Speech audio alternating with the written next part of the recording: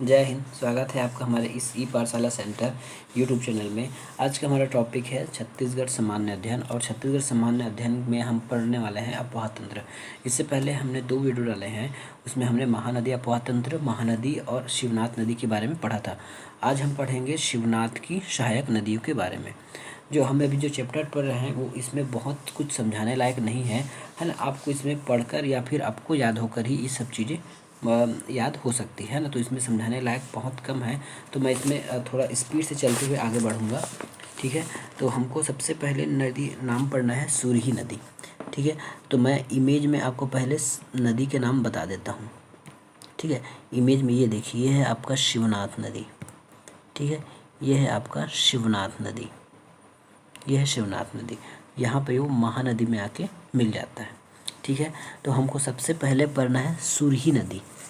सूरही नदी कहाँ पे दिख रहा है? इमेज में देखिए, ये है सूरही नदी, ये है सूरही नदी। ठीक है, ये है सूरही नदी जो शिवनाथ नदी की सहायक नदी के रूप में है। ये सूरही नदी है और ये शिवनाथ नदी की सहायक नदी के रूप में है। ठीक है, बस इसके बारे में ख्याल हमको इतना ही पता है। और इसका हम केवल मुहाना बता सकते हैं। मुहाना इसका होगा शिवनाथ में। शिवनाथ को मैं एस लिख के बताऊंगा, एस फॉर शिवनाथ। ठीक है, तो ये पहला था हमारा सूरही नदी, जिसके बारे में डिटेल रहेगा उसको मैं पूरा डिटेल बताऊंगा। दूसरा है हमारा आमनेर नदी। दूसरा है आमनेर नदी। दूसरा है हमारा आमनेर नदी। और आमनेर नदी क्या है? ये देखिए, ये है आमनेर नदी, है ना। ये आपके खैरागढ़ के आसपास की नदी है।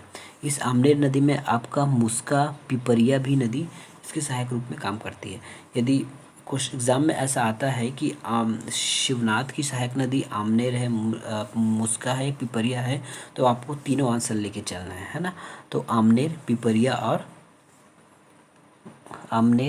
और मुस्का नदी। ठीक है, बस हम इसका मुहाना बता सकते हैं। उद्गम फिर हमको पता नहीं है, तो इसका मुहाना हो जाएगा शिवनाथ पर। ठीक है, इसका मुहाना हो जाएगा शिवनाथ पर। क्या है? पिपरिया, आमनेर और मुस्का नदी। आगे है हाफ नदी। हाफ नदी के बारे में हम समझते हैं। अब हाफ नदी कौन सी है? हाफ नदी कहाँ पे है? ये देखिए, ये हाफ नदी। मैं लाइन से बताते जा रहा हूँ, है ना। जैसे जैसे हम पढ़ते जाएंगे हम बताते जाएंगे। ये है हमारा शिवनाथ नदी। ठीक है, तो ये हाफ नदी है। हाफ नदी का जो उद्गम होता है वो कांदावाड़ी की पहाड़ी कबीरधाम से होता है ना। कांदावाड़ी की पहाड़ी कबीरधाम से। क्या है ना, क्या है? कांदावाड़ी कबीरधाम से। ठीक है, इसका जो उद्गम है, उद्गम मतलब स्टार्ट कहाँ से होता है या फिर ये बनता कहाँ से नदी? तो कांदावाड़ी की पहाड़ी कबीरधाम से। मुहाना आपको बताना पड़ेगा, तो ये हो गया शिवनाथ। मुहाना मतलब जहाँ पे जाके एंड होता है या फिर ये जहाँ पे किसी नदी या फिर सागर में जाके मिलती है, तो ये जो नदी है वो शिवनाथ नदी में जाकर मिल जाती है। कहाँ पे? नांदघाट में, बेमेतरा के पास। ठीक है, नांदघाट के पास बेमेतरा में ये मिल जाती है। लेकिन जिस तरह से इमेज दिखा रहा हूँ मैं, उसके हिसाब से ये मुझे नहीं लगता कि ये नांदघाट में मिलता होगा। फिर भी अगर पुस्तक में लिखा है तो आप इसको नांदघाट मान के चलिए।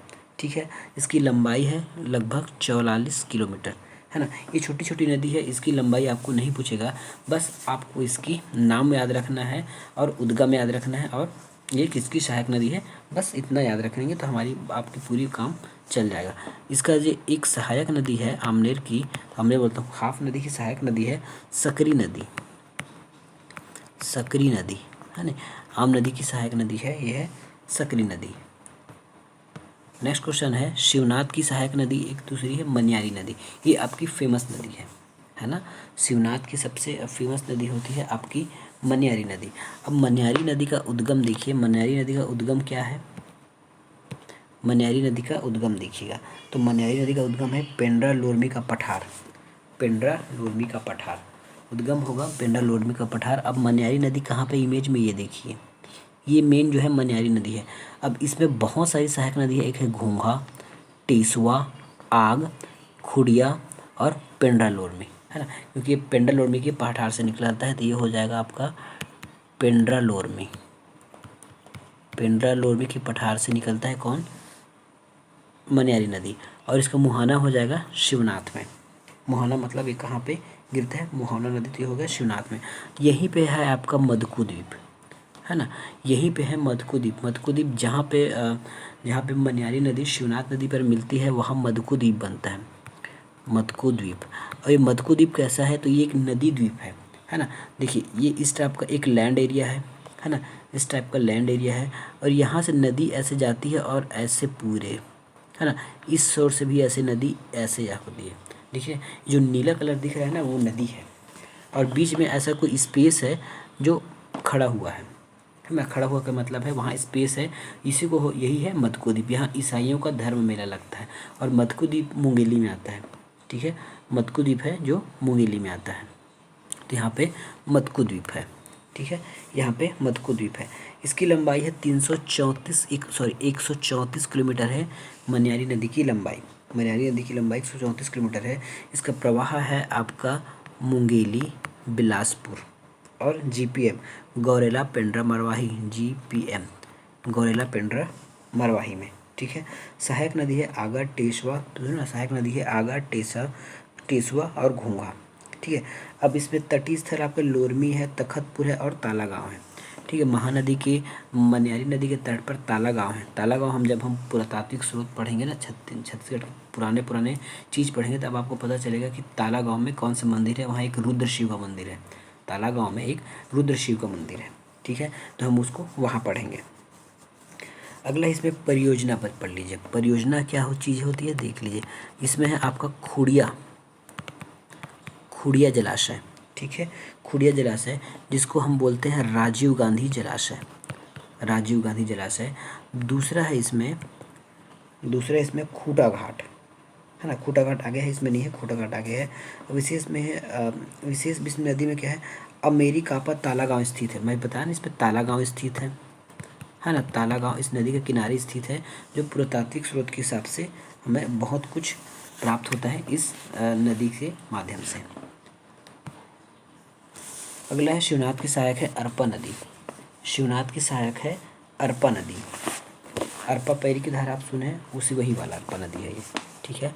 तो इसका उद्गम देखिए अरपा नदी का, तो अरपा नदी का उद्गम क्या है, अरपा नदी का उद्गम है खोड़सी खोगरसरा पहाड़ी, है ना, गौरेला पेंड्रा मरवाही लिख ले, जीपीएम, ठीक है। अरपा नदी निकलता है आपका खोड़री खोगरसा पहाड़ी, ठीक है, खोगड़ी खोगरसा पहाड़ी आपके गौरेला पेंड्रा मरवाही से। और ये विसर्जन हो जाता है आपके मनिक चौरा में, जो मनिक चौरा के पास शिवनाथ नदी में, मनिक चौरा के पास शिवनाथ नदी में इसका विसर्जन हो जाता है। इसकी लंबाई है 100 किलोमीटर।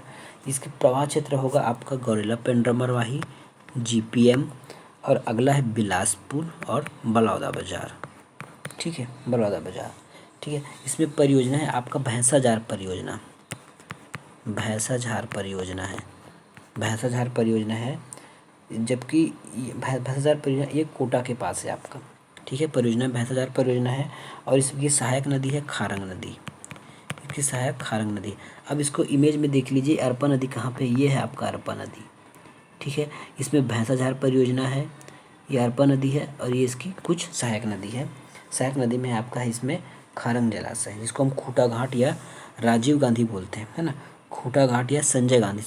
राजीव गांधी तो पहले था, ये है आपका संजय गांधी जलाशय या फिर संजय गांधी परियोजना, ठीक है।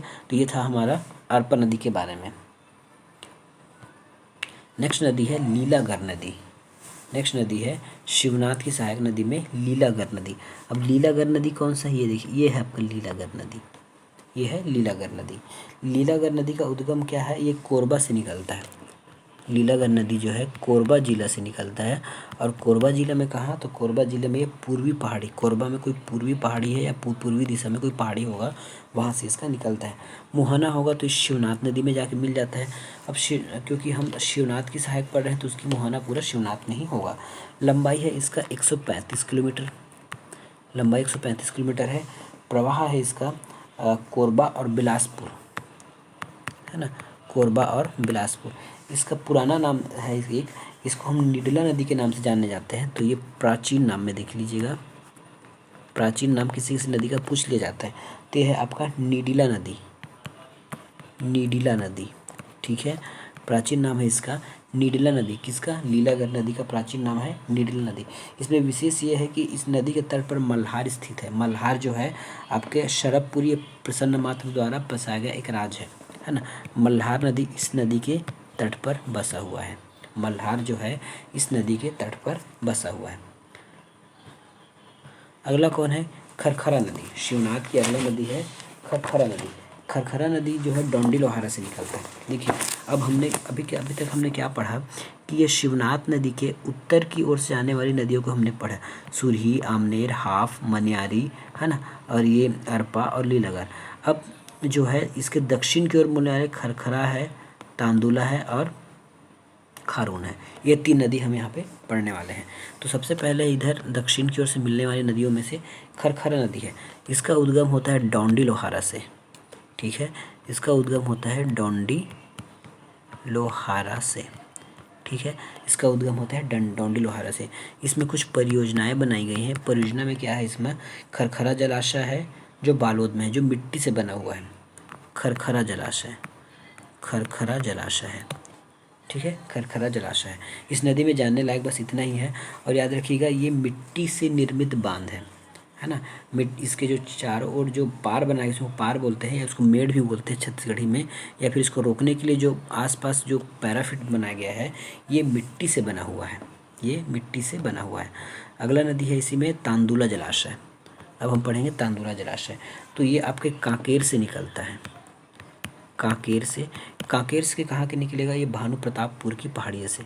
कहाँ से? भानु प्रतापपुर की पहाड़ी, भानु प्रतापपुर की पहाड़ी से निकलता है, ठीक है।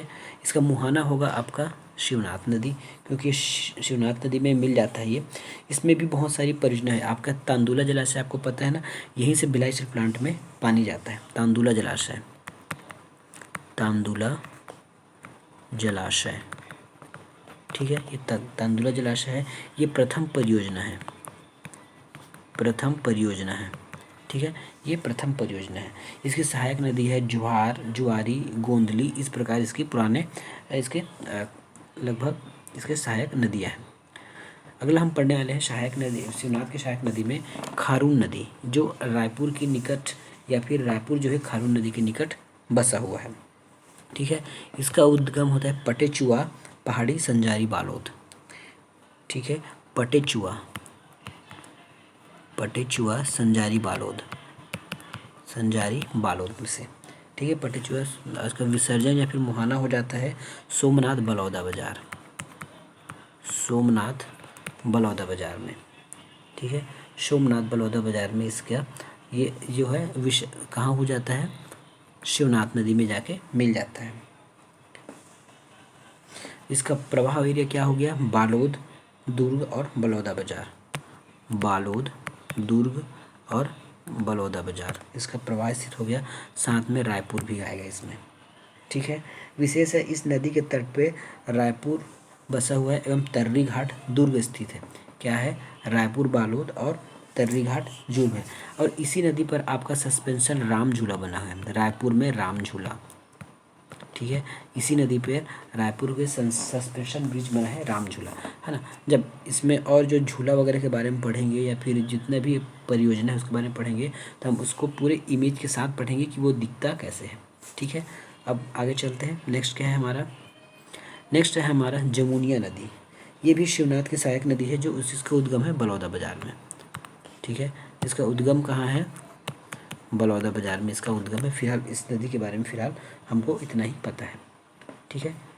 अब आगे चलते हैं आमनेर नदी। ये आमनेर नदी भी पढ़ ली है पहले से। अब चलते हैं गोदावरी अपवाह तंत्र में।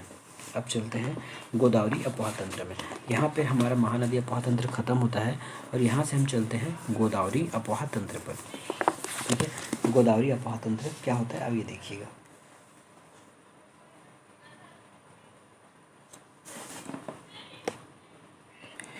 आज हम पढ़ने वाले हैं। अब इसके बाद नेक्स्ट हमारा टॉपिक रहेगा गोदावरी अपवाह तंत्र। गोदावरी अपवाह तंत्र जो है साउथ की ओर है। हम साउथ मतलब छत्तीसगढ़ के दक्षिणी भाग में। अब इसको हम पहले मैप से देख लेते हैं कि गोदावरी अपवाह तंत्र क्या है। जब किसी अपवाह तंत्र का नाम होता है ना तो उसका मेन नदी का नाम रहता है और मेन नदी उस नदी का नाम दिया जाता है जो नदी पूरा पानी ले जाके सागर में भरती है। तो एक गोदावरी नदी ये है, जहाँ मेरा पेन चल रहा है बस उसको ध्यान देते जाइएगा, आपको पता चल जाएगा कि मैं किस नदी की बात कर रहा हूँ। ठीक है, ये देखिए, ये देखिए, ये है आपका गोदावरी नदी, है ना। ऐसे बहते बहते ये जाके बंगाल की खाड़ी में गिर जाती है। ठीक है, अब इसमें मेन नदी और क्या क्या है ये देखिए। ये हमारा मेन सहायक नदी गोदावरी का, इसको नाम है इंद्रावती। ये गोदावरी में आके गिर जाती है। यदि इंद्रावती नदी का पानी सीधा इंद्रावती स्वतः या स्वयं इसको किसी सागर में गिराती, तब हम इसको इंद्रावती अफवाह तंत्र बोलते हैं। लेकिन इंद्रावती जो है अपना पानी गोदावरी नदी पर गिराती है, इसलिए हम इसको गोदावरी अफवाह तंत्र कहते हैं। ठीक है, ये देखिए, बहुत लोग को ये पता नहीं होगा कि अफवाह तंत्र की नदी का नाम किसके नाम पे रखा जाता है। वैसे नदी जो पूरा पानी किसी समुद्र में गिराए, तब हम उस नदी का नाम अफवाह तंत्र के साथ जोड़ेंगे। वैसे देखा जाए तो छत्तीसगढ़ में गोदावरी नदी नहीं बहती है, लेकिन गोदावरी नदी की जो सहायक नदी है, मुख्य सहायक नदी छत्तीसगढ़ के परिप्रेक्ष्य में, वो है इंद्रावती। तो इंद्रावती अपना सारा पानी ले जाकर गोदावरी नदी में डालती है और गोदावरी नदी उस पानी को समुद्र में ले जाता है। ठीक है, तो ये होता है गोदावरी अफवाह तंत्र। ठीक है, अब हम पढ़ते हैं गोदावरी अफवाह तंत्र के बारे में कुछ और चीज़ें। गोदावरी अफवाह तंत्र जो है, जो छत्तीसगढ़ के दक्षिणी हिस्से में, सबसे पहला बात तो यह है कि ये छत्तीसगढ़ के सीजी के दक्षिण हिस्से में है, सीजी के साउथ में है ये। ठीक है, छत्तीसगढ़ के साउथ भाग में है। इसका जल ग्रहण क्षमता कितना है तो 28.64%। ठीक है, 28.64% जल ग्रहण क्षमता है, जो दूसरे नंबर पर है। सबसे पहले में है महानदी, दूसरे में है गोदावरी अफवाह तंत्र। ठीक है, इसका विस्तार जो है 36,49 वर्ग किलोमीटर में फैला हुआ है। ठीक है, इसकी प्रमुख आपकी नदियां हैं, तो ये है आपकी इंद्रावती, है ना, ये है इंद्रावती, और ये है शबरी नदी। ठीक है, ये ऊपर जो आपका इंद्रावती नदी है और नीचे जो है ये शबरी नदी है और ऊपर वाला आपका इंद्रावती नदी है। ठीक है, इसकी मेन सहायक नदी है। गोदावरी नदी की मुख्य सहायक हम इंद्रावती को ही मानते हैं, शबरी नदी को नहीं मानते। लेकिन यदि गोदावरी के सहायक नदी के रूप में यदि इंद्रावती का नाम नहीं है, तो आप शबरी नदी का भी नाम जोड़ सकते हैं। ठीक है, अब इसमें परियोजना बन रहा है, किसमें, गोदावरी नदी पर एक परियोजना बन रहा है, वो है पोलावरम परियोजना। नीचे है ना, ये है आपके पोलावरम परियोजना इस गोदावरी नदी पर बन रहा है, जो छत्तीसगढ़, तेलंगाना और आंध्र प्रदेश के बीच ये विवाद की स्थिति ये पूछता है कि छत्तीसगढ़, आंध्र प्रदेश और तेलंगाना, है ना, तेलंगाना के मध्य ये जो है ये विवाद की स्थिति बन चुका है। इसमें अन्य है कि गोदावरी नदी जो है छत्तीसगढ़ के दक्षिण पश्चिम भाग की सीमा बीजापुर के भद्रकाली के लगभग बहती है। मतलब ये जो नदी है ना, हमारे छत्तीसगढ़ के बीजापुर के निकट होकर बहती है। ठीक है, इनका कहना ये है लगभग 15 किलोमीटर। तो ये था हमारा गोदावरी नदी। ठीक है, अब गोदावरी नदी के पूरे जो नदी है उसका नाम पढ़ लेते हैं। यहाँ से एक नदी आती है, ठीक है, यहाँ से एक नदी आती है जिसका नाम है कोटरी नदी, इसका पुराना नाम है परलकोट नदी। ठीक है, एक बाघ नदी आती है इसमें, ये बाघ नदी आके गोदावरी नदी पे मिल जाती है। दूसरा है यहाँ पे एक नदी है निब्रा नदी, ये है निब्रा नदी। ठीक है, ये गुडरा नदी है, ये बोर्डिंग नदी है ना, और नीचे से आपका शंखनी डंकनी नदी है। देखिए ये शंखनी डंकनी है। दूसरा ये चितवांगू नदी है और तालपेरू नदी है। ठीक है, यहाँ पे एक कांकेर नदी बहती है और उसके बाद ये शबरी नदी है, और मेन तो आपका इंद्रावती नदी है। ठीक है, अब गोदावरी नदी अफवाह तंत्र में नदियों के बारे में पढ़ते हैं। अभी तक हमने क्या पढ़ा, गोदावरी अफवाह तंत्र के बारे में पढ़ा है। अब गोदावरी नदी के बारे में पढ़ते हैं। गोदावरी नदी के बारे में हमने पढ़ लिया कि इसका उद्गम कहाँ होता है गोदावरी नदी का। तो ये गोदावरी नदी आपके महाराष्ट्र से निकल कर आती है। ठीक है, जो गोदावरी नदी है महाराष्ट्र से निकल कर आती है।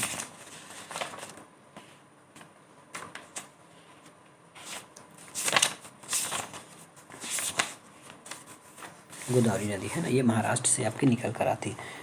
गोदावरी नदी प्रणाली प्रणाली को तेलिन घाटी से अलग करता है।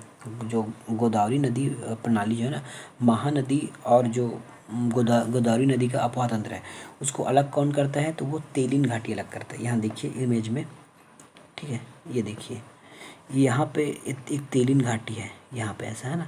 तो ऊपर हमारा महानदी अपवाह तंत्र है और नीचे में गोदावरी अपवाह तंत्र है। तो इन दोनों को अलग करने का काम कौन करता है, तो तेलिन घाटी। क्या चीज़ है, तेलिन घाटी। तेलिन घाटी, ठीक है ना, इनको अलग करने का काम करता है तेलिन घाटी। यह नदी जो है महाराष्ट्र के पश्चिमी घाट, है ना, उत्तरी सह्याद्री से निकलता है। कौन नदी, गोदावरी नदी, ठीक है। गोदावरी नदी जो है महाराष्ट्र के सह्याद्री पर्वत से निकलता है। त्र्यंबकम नासिक की चोटी से, त्र्यंबकम शिखर के जहाँ नासिक में है, त्र्यंबकम एक चोटी है, वहाँ से ये निकलता है। इसकी लंबाई कितनी है, तो 1067 पूरे भारत में ये बहती है। 1067 किलोमीटर ये पूरे भारत में बहती हुई आती है। यह नदी जो है दंडकारण्य दक्षिणी पश्चिम सीमा पर 15 किलोमीटर प्रवाहित होती है। ये देखिए, ये जो नदी है ना, ये दंडकारण्य में यहाँ से तीरे तीर निकलता है यहाँ से, और ये लगभग 15 किलोमीटर बहता है। देखिए यहाँ तो दूर है, यहीं पे इस पर पास है, तो यही 15 किलोमीटर जो है छत्तीसगढ़ की सीमा बनाते हुए आगे निकल जाता है ये। इस नदी की सबसे बड़ी सहायक नदी है इंद्रावती, जो दंडकारण्य के मध्य से जाता है। तो ये देखिए इंद्रावती है जो दंडकारण्य के मध्य से जा रहा है, ठीक है। ये छोटा छोटा बात आपको याद होना चाहिए ताकि क्वेश्चन में पूछे तो आपको पता होना चाहिए। और जो इंद्रावती नदी जो है ना, इंद्रावती जो नदी है वो बहते बहते पूर्व दिशा से पश्चिम की ओर बहती है। पूर्व से ये पश्चिम की ओर इस दिशा में बहती है ना। इस दिशा में बहते हुए ये जो भद्रकाली के पास गोदावरी नदी पर मिल जाती है, गोदावरी नदी पर मिल जाती है। यहाँ पे चित्रकूट जलप्रपात बनाती है, ठीक है। अब हम पढ़ते हैं कि गोदावरी नदी के सहायक नदी में क्या क्या है। तो हम यहाँ पढ़ेंगे इंद्रावती नदी। सबसे पहले हम पढ़ेंगे इंद्रावती नदी के बारे में। गोदावरी नदी की सबसे बड़ी सहायक नदी है इंद्रावती। तो इंद्रावती की नदी से पढ़ते हैं। इंद्रावती का नदी, हाँ, इसकी सहायक नदी है इंद्रावती नदी। तो इंद्रावती नदी का उद्गम कहाँ से होता है, इंद्रावती नदी है इसका उद्गम कहाँ से होता है, ये है मुंगेर पर्वत, कालाहांडी जिला उड़ीसा। मुंगेर पर्वत, कालाहांडी, ठीक है। मुंगेर पर्वत कालाहांडी, ठीक है। कालाहांडी उड़ीसा से इसका उद्गम है। मुहाना कहाँ है, तो मुहाना है गोदावरी पर। मुहाना इसकी है गोदावरी नदी पर, इसकी मुहाना है, ठीक है। गोदावरी नदी पर इसकी मुहाना है। इसकी लंबाई कितनी है, तो 264 किलोमीटर है। 264 किलोमीटर इसकी लंबाई है। प्रवाह क्षेत्र है इसका पूरे दंतेवाड़ा, बीजापुर और बस्तर, ठीक है। यहाँ बस्तर आ जाता है, ठीक है। यहाँ पे आपको बस्तर आएगा, यहाँ दंतेवाड़ा आएगा और ये बीजापुर, ठीक है। पहले आपका पड़ता है बस्तर, दंतेवाड़ा, फिर बीजापुर। ये 3 जिलों में होकर बहती है ये इंद्रावती नदी, ठीक है। इंद्रावती नदी जो है 3 जिलों में बहकर बढ़ती है। इसके तटीय शहर कौन से होंगे, है ना। इसमें शहर भी होंगे। जब ये नदी बीचों बीच बह रहा है शहर का, तो इसमें शहर भी होंगे। तो शहर इसमें कौन कौन से हैं, तो इसमें जगदलपुर है, बारसूर है, भोपालपट्टनम है। ये यहाँ पे आपके जगदलपुर, ठीक है, यहाँ बारसूर है और भोपालपट्टनम है, ठीक है। 3 मुख्य शहर इसमें। जलप्रपात है इसमें चित्रकूट जलप्रपात, है ना। प्रपात पढ़ते हैं तो जलप्रपात है इसमें चित्रकूट जलप्रपात। बाकी जलप्रपात हम अलग से एक चैप्टर में लेंगे, है ना। चित्रकूट जलप्रपात इसमें जलप्रपात के लिए हम अलग से एक चैप्टर लेके आएंगे, उसमें हम पढ़ेंगे। अब इसका प्रवाह पूछा जाता है कि जो इंद्रावती नदी है वो किस दिशा में बहते हैं। तो आप देख के बता सकते हैं कि इंद्रावती नदी जो है किस दिशा में बह रहा है। तो इंद्रावती नदी ये उड़ीसा है, उड़ीसा से निकल के इंद्रावती यहाँ ऐसे बहती है। तो ये पश्चिम दिशा में बह रही है, ठीक है। इसका जो प्रवाह है वो पश्चिम दिशा को इंगित करती है, ठीक है। इसका जो प्रवाह है वो पश्चिम दिशा में, दिशा जो है पश्चिम दिशा में, पश्चिम में है। इसका प्रवाह जो है पश्चिम दिशा की ओर ये नदी बहती है, ठीक है। अब इसकी सहायक नदी के बारे में बात करते हैं। तो इसकी भी सहायक नदी है। क्वेश्चन में ऐसा पूछा जाता है कि जो इंद्रावती नदी है इसके उत्तर से आने वाली नदियों के बारे में हमको पूछा जाता है कि उत्तर से कौन सी नदी आकर इसमें बहती है। तो एक है कोटरी नदी है, ठीक है। दूसरा है दूसरा इसमें नीबरा है, तीसरा गुडरा है, बोर्डिंग है ना, और नारंगी है। ये उत्तर की ओर से मिलती है, याद रखिए क्वेश्चन में पूछा जाता है है ना, कि इंद्रावती नदी में उत्तर की ओर से मिलने वाली नदियों का नाम पूछा जाता है। और नीचे से हुआ तो मतलब दक्षिण से तो एक होता है तालपेरू, तालपेरू के बाद चितवांगू, चितवांगू के बाद डंकनी और शंखनी, ये नीचे से आकर इसमें मिल जाती है। विशेष इसमें देखा जाएगा तो ये इंद्रावती को हम बस्तर की जीवन रेखा कहते हैं, है ना, बस्तर की जीवन रेखा कहते हैं, जीवन रेखा। हम इंद्रावती नदी को बस्तर का जीवन रेखा कहते हैं। ये क्वेश्चन कई बार आया था कि ये एक अध्यारोपित नदी है। मैं पहले बता दिया हूँ कि नदी अध्यारोपित है, अनुवर्ती है, क्या है। हम ये जब छत्तीसगढ़, जब इंडिया का जीएस पढ़ेंगे उस समय हम इस बात पर चर्चा करेंगे, ठीक है। ये अध्यारोपित नदी है। फिलहाल यहाँ पे जान लीजिए कि ये अध्यारोपित प्रकार की नदियाँ हैं, अध्यारोपित, ये अध्यारोपित नदियाँ हैं, ठीक है, ये अध्यारोपित नदियाँ हैं। आगे बढ़ते हैं। अब इसकी हम सहायक नदी के बारे में पढ़ते हैं लाइन से, ठीक है। हम इसकी सहायक नदियों के बारे में पढ़ते हैं लाइन से, ठीक है। अब हम इसकी सहायक नदियों के बारे में पढ़ते हैं। तो सबसे पहली सहायक नदी है इसकी कोटरी, जो उत्तर की ओर से मिलती है, और सबसे पहली नदी है कोटरी नदी। तो हम यहाँ पे कोटरी नदी के बारे में पढ़ेंगे। कोटरी नदी कहाँ है, इमेज में एक बार देख लीजिए। ये है आपका इंद्रावती नदी, ठीक है, ये है इंद्रावती नदी, और ये है आपका कोटरी नदी, ठीक है, ये है कोटरी नदी। तो कोटरी नदी का एक प्राचीन नाम है जिसको हम बोलते हैं परलकोट नदी। मैं नीचे लिखता हूँ परलकोट नदी, परलकोट, ठीक है। इस नदी का सबसे पुराना नाम है ये कोटरी नदी का, परलकोट नदी। इसका उद्गम होता है राजहरा की पहाड़ी, जो कांकेर में है, राजहरा की पहाड़ी,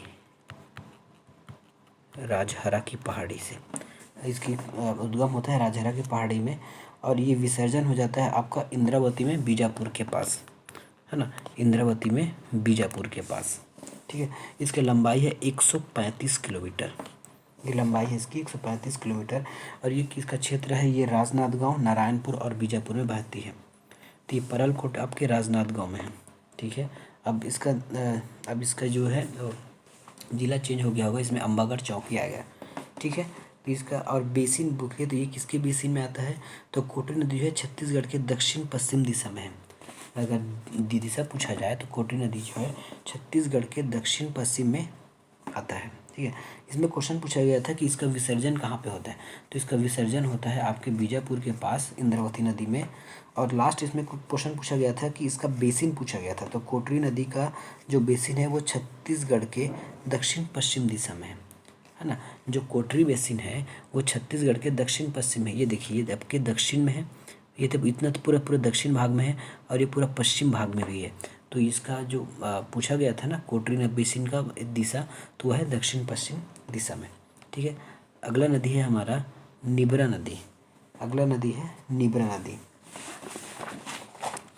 निबरा नदी है कोटरी नदी के जस्ट बाद वाला। तो निबरा की ये आपका उद्गम होता है आतंकगढ़ से, ठीक है। निबरा नदी का जो उद्गम है वो है आतंकगढ़, आतंकगढ़, ठीक है।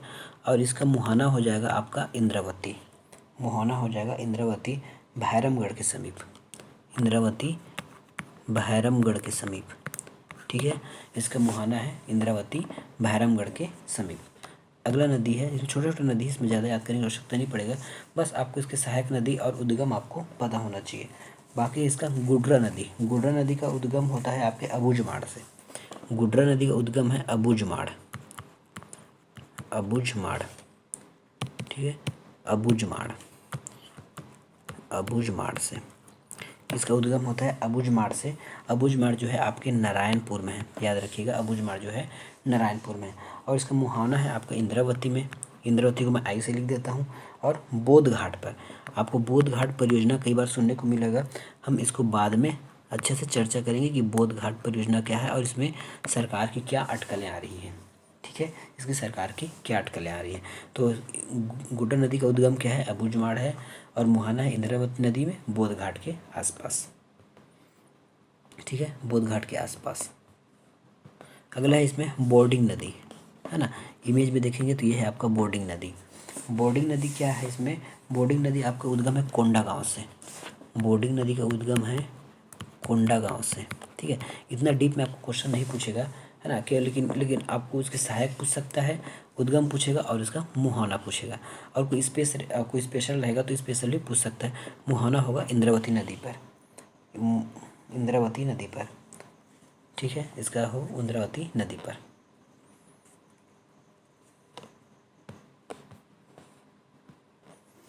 अगला है इसमें नारंगी नदी, ठीक है, ये लास्ट है हमारा ऊपर उत्तर की ओर से, तो यह इसमें नारंगी नदी।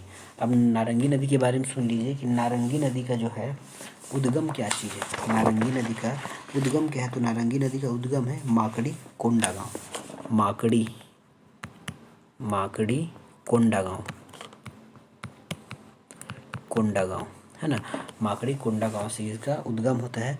और इसका मुहाना क्या है, तो मुहाना है इंद्रावती चित्रकूट के पास, यहीं पे चित्रकूट है, ठीक है। तो मुहाना है इंद्रावती चित्रकूट, ठीक है, यह चित्रकूट में, चित्रकूट, ठीक है, इसका मुहाना है इंद्रावती चित्रकूट के पास। अगला नदी इसी में आता है। अब देखिए, अब हम दक्षिण की ओर से मिलने वाले हैं ना। देखिए ये आपका इंद्रावती नदी है और इसके नीचे है तालपेरू, चितवांगू, शंखनी और डंकनी। ये 4 नदी के बारे में हम नीचे पढ़ने वाले हैं। तो सबसे पहले हम पढ़ते हैं अपने चितवांगू और तालपेरू के बारे में, चितवांगू और तालपेरू के बारे में। तो चितवांगू और तालपेरू क्या है, चितवांगू और तालपेरू नदी जो है दक्षिण की ओर से आकर मिलते हैं। चितवांगू और जो तालपेरू नदी है वो दक्षिण की ओर से आकर मिलने वाली नदियां हैं। अगला इसमें डंकनी और शंखनी नदी। डंकनी शंखनी नदी जो है, जो डंकनी नदी है वो दंतेवाड़ा से निकलती है। डंकनी नदी है दंतेवाड़ा से निकलती है ना, यह है दंतेवाड़ा से। और जो शंखनी नदी है वो निकलता है आपके नंदीराज चोटी बैलाडीला से। और शंखनी नदी आपका निकलता है बैलाडीला से, ठीक है, बैलाडीला से निकलता है। दोनों का मुहाना है आपका, ये दोनों का मुहाना होगा इंद्रावती नदी पर, इंद्रावती नदी पर। उसकी सहायक नदी है, देखिए डंकनी की सहायक नदी है शंखनी, याद रखिएगा, डंकनी की सहायक है शंखनी, है ना। इस डंकनी मेन नदी है और शंखनी इसकी सहायक नदी में गिनती होती है। डंकनी शंखनी नदी बहुत गंदा नदी है ना, इसको रक्ताप भी बोलते हैं, रक्ताप। इसमें गंदगी इतनी है कि इसको पानी जो है लाल दिखने लग जाता है, ठीक है, इसलिए हम इसको रक्ताप नदी बोलते, सबसे प्रदूषित नदी है। और इसी नदी के के किनारे पर दंतेश्वरी मंदिर है, दंतेश्वरी मंदिर, दंतेवाड़ा का दंतेश्वरी मंदिर, दंतेश्वरी मंदिर है इसी नदी के निकट पर, ठीक है। तो ये हमने पढ़ लिया पूरे अपवाह तंत्र का, किसका, दक्षिण के अपवाह तंत्र के बारे में पढ़ लिया। अब एक और इसमें नदी बसती है कांगेर और मूंगा बहार नदी। ये देखिए कांगेर और मूंगा बहार नदी क्या है, ये है कांगेर और मूंगा बहार नदी जो शबरी की सहायक नदी है, ठीक है। कांगेर और मूंगा बहार जो नदी है वो शबरी की सहायक नदी है। कांगेर और मूंगा बहार जो नदी है वो शबरी की सहायक नदी में से गिनी जाती है। अब हम शबरी नदी के बारे में पढ़ते हैं, ठीक है। अब हम शबरी नदी के बारे में पढ़ते हैं।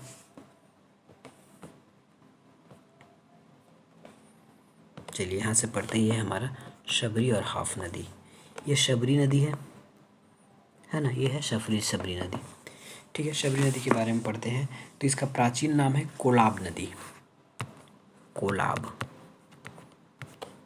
ठीक है, इसका प्राचीन नाम है कोलाब नदी, इसका प्राचीन नाम है कोलाब नदी। इसका जो शबरी नदी है इसका उद्गम होता है उड़ीसा से। देखिए छत्तीसगढ़ की लगभग 5 से 6 नदियों का उद्गम जो है उड़ीसा से हो रहा है। तो इसका भी उद्गम है नंदपुर पर्वत कोरापुट से, ठीक है। तो हम कोई लिख देते हैं कोरापुट से, कोरापुट से शबरी नदी की उद्गम होता है। ये है आपका उड़ीसा में, ठीक है, ये है उड़ीसा में।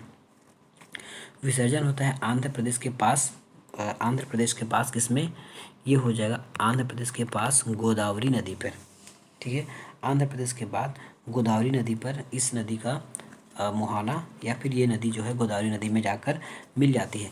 इस नदी की लंबाई है 173 किलोमीटर, इस नदी की जो लंबाई है वो है 173 किलोमीटर। इसका प्रवाह क्षेत्र है बस्तर और सुकमा। देखिए यहाँ पे ये बस्तर है और नीचे सुकमा है, ठीक है, ये ऊपर बस्तर है और नीचे सुकमा है। इसकी सहायक नदी है कांगेर, मालागेर और मूंगा बहार। कांगेर, मालगेर और मूंगा बहार इसकी सहायक नदी में से गिनी जाती है। इसमें जलप्रपात है बहुत सारे, इसमें है गुप्तेश्वर जलप्रपात है, रानी दरहा है। वो जब हम पढ़ेंगे ना जलप्रपात वाला चैप्टर, हम उसमें उसको कंप्लीट कर लेंगे।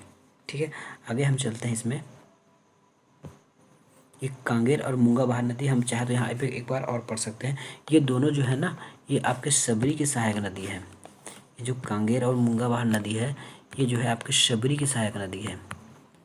शबरी की, देखिए कांगेर और मूंगा बहार ये है। ठीक है, शबरी की सहायक नदी है और इसका मुहाना बोलेंगे तो ये आपके शबरी नदी में जाकर मिल जाती है। ठीक है, कांगेर नदी है और मूंगा बहार नदी जो है शबरी नदी में जाकर मिल जाती है। इसका प्रवाह जो है ये पूर्व की ओर होगा, है ना, या फिर दिशा जो है ये पूर्व की ओर होगा। देखिए ये नदी इस ओर जा रही है तो ये पूर्व की ओर होगा। आगे हम पढ़ेंगे सोन अपोह तंत्र नेक्स्ट वीडियो में। तब तक के लिए धन्यवाद।